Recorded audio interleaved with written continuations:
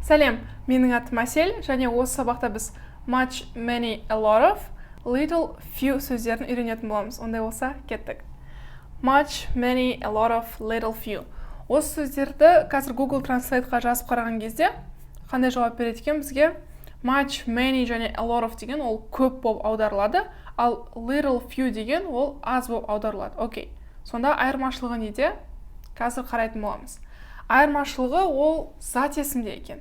Яғни сіз зат есімге қарауыңыз керек. Осы much және many немесе a lot of қандай зат есім алдында келеді екен? Ең біріншісі, much ол саналмайтын зат есімнің алдында келеді. Саналмайтын деген сөз, яғни біз санай алмаймыз. Мысалы, су, бір су, екі су, үш су деп санай алмайсыз, иә? Немесе айтайық, шаш, бір шаш, екі шаш, үш шаш деп санай алмаймыз.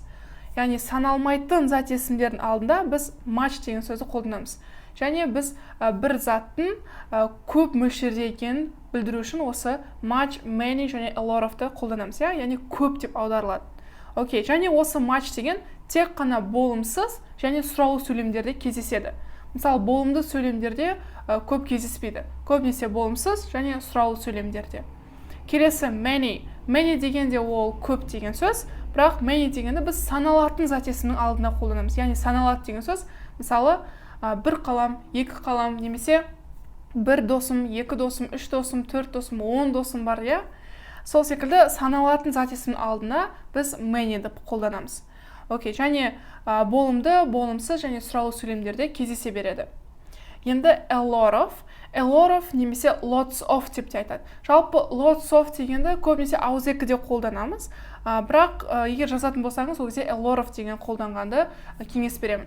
A lot of деген ол саналатын да, саналмайтын да зат есімдердің алдында қолдана береміз. Және бұл a lot of деген тек қана болымды сөйлемде кездеседі. Окей, негізі кейбір кезде кездесуі мүмкін, сұраулы сөйлемде де, болымды сөйлемде де, бірақ көбінесе болымды сөйлемде кездеседі. Бірақ ең алдымен саналатын және саналмайтын зат есімдерге мысал берейік. Саналатын people, one person, many people, a lot of people. Two people, three people, four people. Бұл секілді one child, two children, three children, four children, a lot of children, many children. Pens, apples, hot dogs, friends, etc. etc. деген бұл бізде тағы басқа деген сөз, иә? Және саналмайтын зат есім, мысалы, milk, сүт, hair, шаш, time, уақыт, money, ақша, coffee, кофе, information, информация, etc. Енді мысалдарды оқып шығайық. Ол үшін біз сөйлемді болымды, болымсыз және сұраулы деп жазамыз.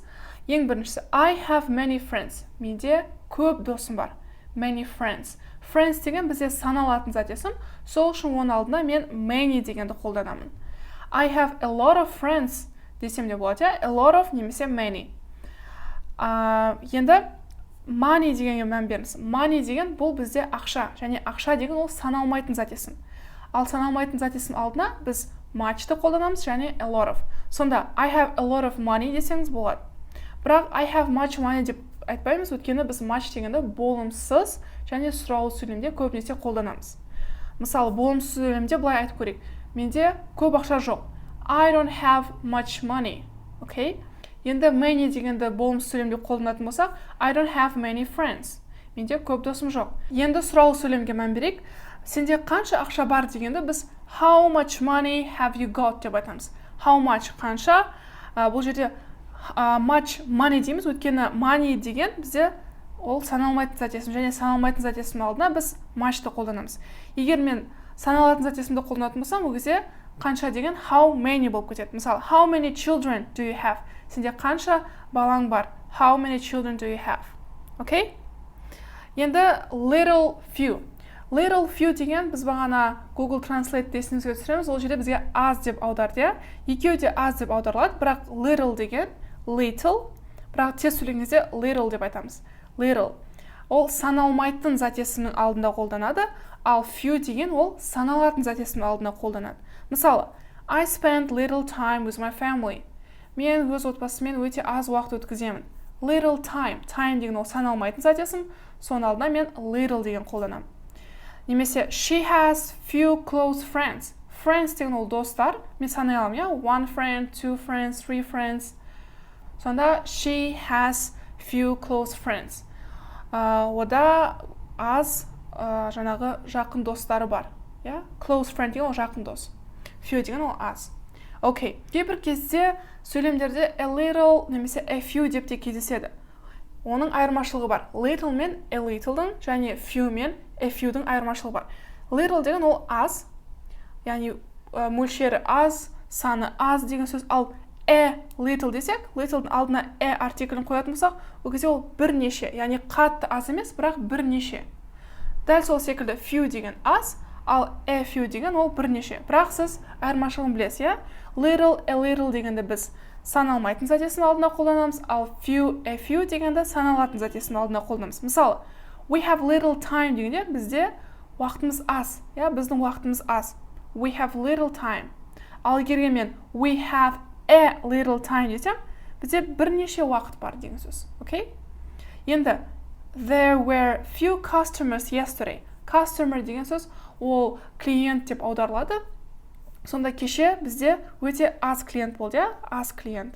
Яғни кеше бізде аз клиент болды. Ал a few десек, there were a few customers yesterday. Бізде кеше бірнеше клиенттер болды. Окей, осымен сабағымыз аяқталды. Жалпы бұл much, many, a lot of және little, few деген ол қатты қиын тақырып емес. Ең бастысы ол қай кезде саналатын затесін, қай кезде саналмайтын затесімен қолдануды үйрену және ол үшін көптеген жаттығулар жасау керек. Ондай болса, келесі сабақта кездескенше. Bye!